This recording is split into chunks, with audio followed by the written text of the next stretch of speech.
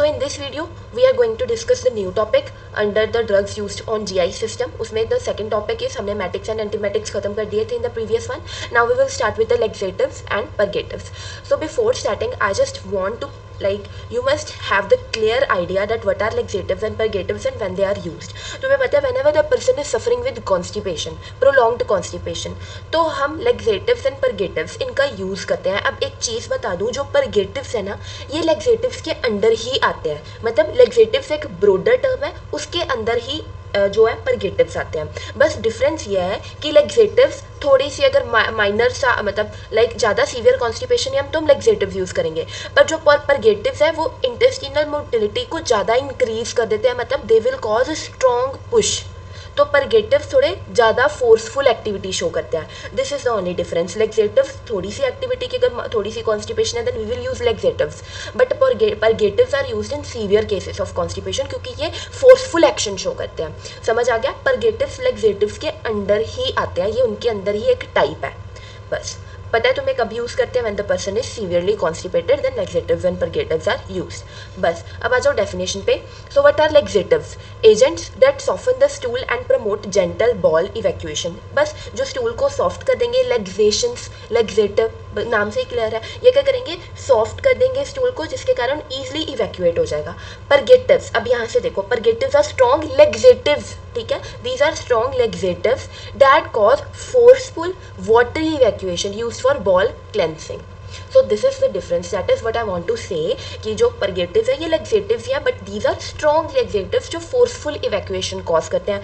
So purgatives are basically used pre operatively. जब person का कोई भी गट की सर्जरी होनी होती है तो हम परगेटिव्स यूज़ करते हैं ताकि पूरा बॉल जो है क्लीन हो जाए, पूरा बॉल क्लीन हो जाए, तब हम परगेटिव्स का यूज़ करते हैं. तो यहाँ से देखो, laxatives cause soft push but purgatives cause strong flush. Clear? अब जो लेक्सेटिव्स बोलो या परगेटिव्स बोलो, क्योंकि है तो उसकी ही क्लासिफिकेशन है परगेटिव्स, तो दोनों टर्म्स हम इंटरचेंजेबली यूज़ कर सकते हैं.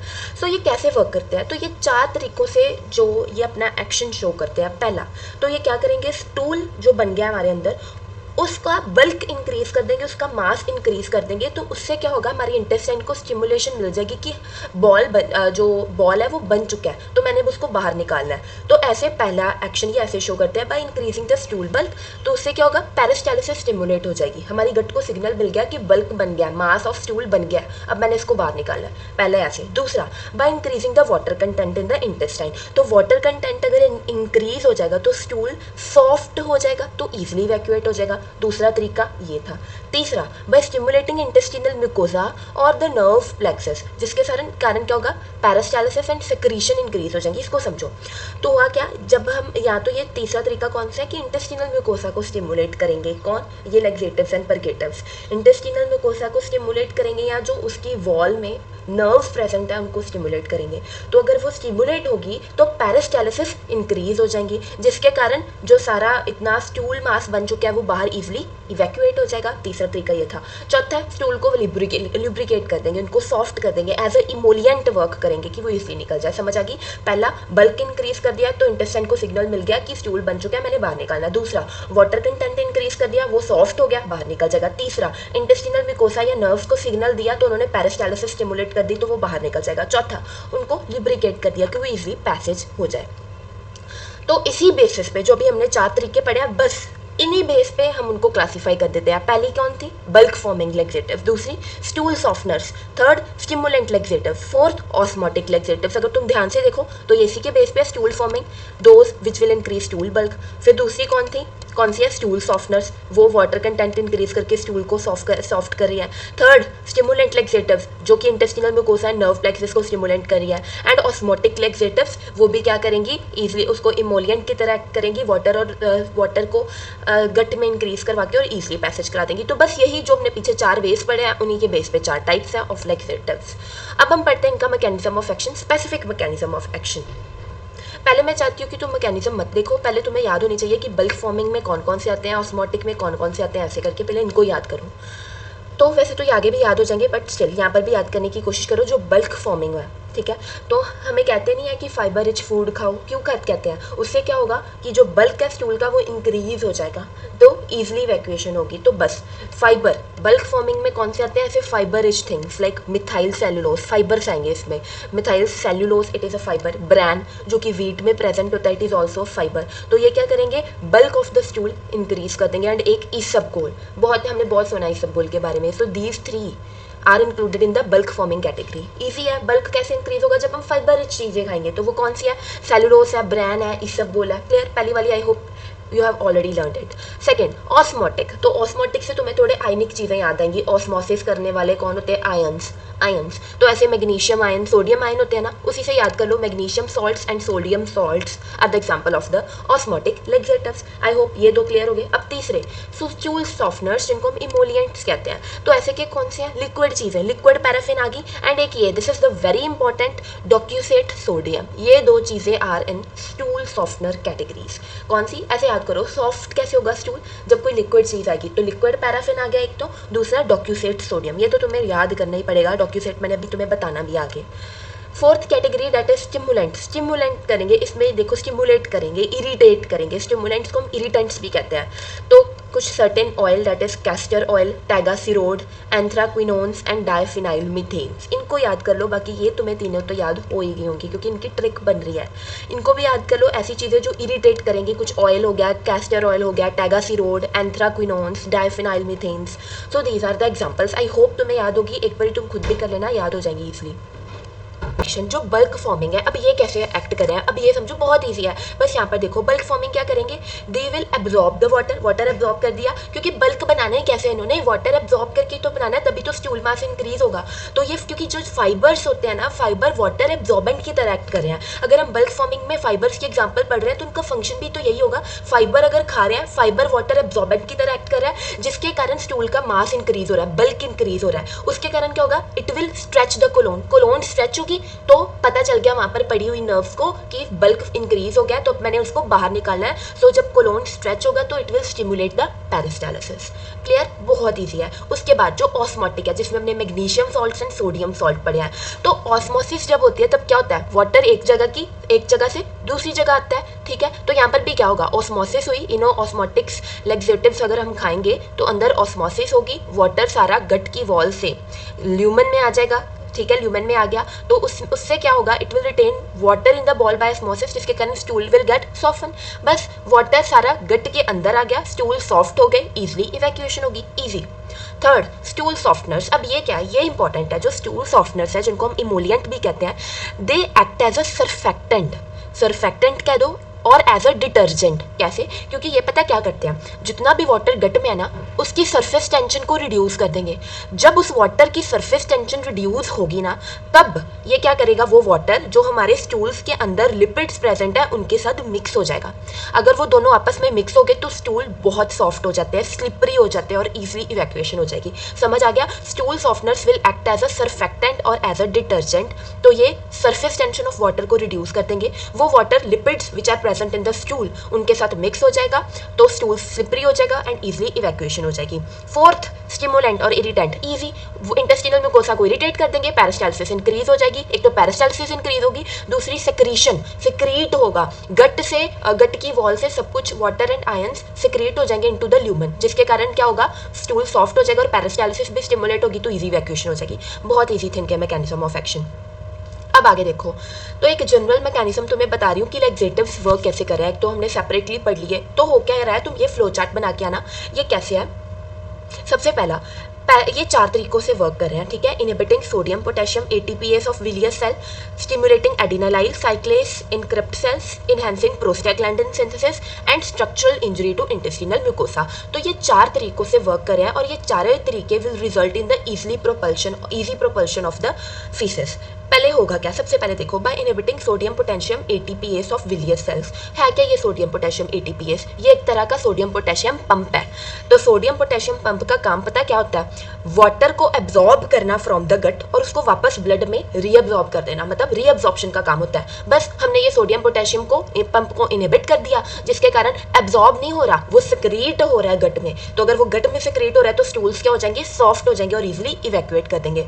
तो समझ आया, सोडियम पोटेशियम पंप जिसका काम था रीएब्जॉर्प्शन का, पर हमने उसको इनहिबिट करवा दिया, जिसके कारण instead of reabsorption water and electrolytes की सेक्रीशन हो रही है इनटू द गट, जिसके कारण स्टूल सॉफ्ट होगा और इजीली इवैक्यूएट हो जाएगा। सेकंड समझो, by stimulating adenylyl cyclase in the crypt cells. तो ये क्या है? ये एक तरह का एंजाइम है। इसने भी क्या करना होता है, सिंपल सा समझ लो, it is a type of enzyme. ये क्या करेगा, वाटर एंड इलेक्ट्रोलाइट की सेक्रीशन को इंक्रीज कर देगा। वाटर एंड इलेक्ट्रोलाइट सेक्रीट होना स्टार्ट हो गया into the gut, stool soft हो गया, उसका बल्क इंक्रीज हो गया तो इवैक्यूएट हो गया। जो हमने लास्ट पीछे पढ़ा है वही सेम चीज़ यहाँ पर है। Third, enhancing prostaglandin synthesis. Prostaglandin एक तरह का हार्मोन होता है, तो ये दो तरीकों से वर्क करता है प्रोस्टाग्लैंडिन।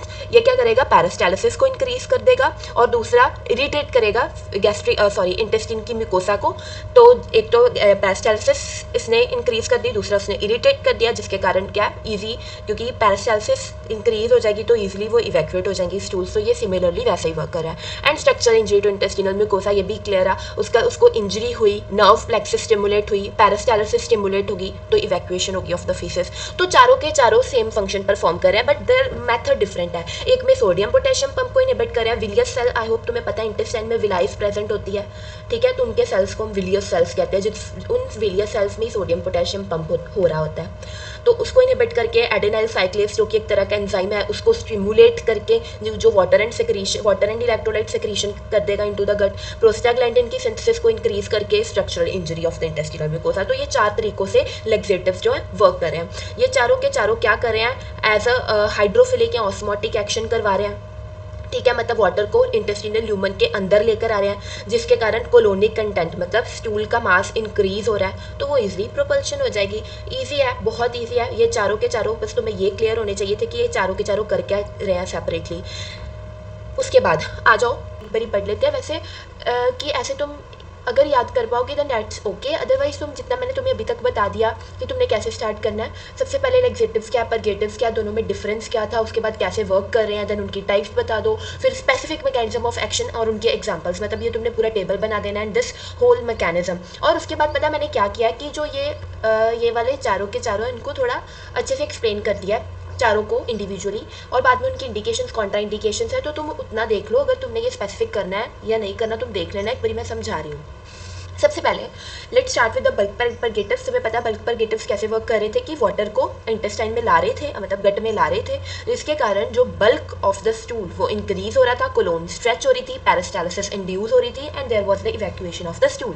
तो ऐसे ये वर्क कर रहे थे। अब इसमें मैंने तुम्हें ये बताया थे कि बल्क परगेटिव कैसे वर्क करते हैं, फाइबर्स वाटर एब्जॉर्बेंट की तरह एक्ट करते हैं, इसलिए हमें कहते हैं हाई फाइबर फूड खाओ। तो वाटर एब्जॉर्बेंट तो मैंने तुम्हें याद कराए थे, वीट वाला bran, isabgol and methyl cellulose, ये तीन याद करने थे, वो याद हो गए थे। अब उसके बाद let's start with the first one, that is the bran, जिसको हम वीट फाइबर भी कहते हैं। It is the by product of the floor industry. ये तुम्हें पता ही है कि ये मैदा वगैरह सेपरेट कर देते हैं, ब्रान को सेपरेट कर देते हैं, तो ये एज अ बाय प्रोडक्ट बच जाता होता है। तो ये करता क्या, it will absorb water in the intestine. एक तो ये काम करेगा जिसके कारण बल्क इंक्रीज होता है, दूसरा इसमें पैक्टेंस प्रेजेंट होते हैं, तो हमारे गट में बैक्टीरिया प्रेजेंट होता है, वो बैक्टीरिया इन पैक्टेंस को डिग्रेड कर देता है, जिसके कारण वाटर रिटेंशन हो जाती है, तो स्टूल का मास इंक्रीज हो जाता है, जिसके कारण वाटर रिटेंशन हो जाएगी, स्टूल सॉफ्ट हो जाएंगे एंड इवैक्यूएशन हो जाएगी। So it is a rich dietary fibre.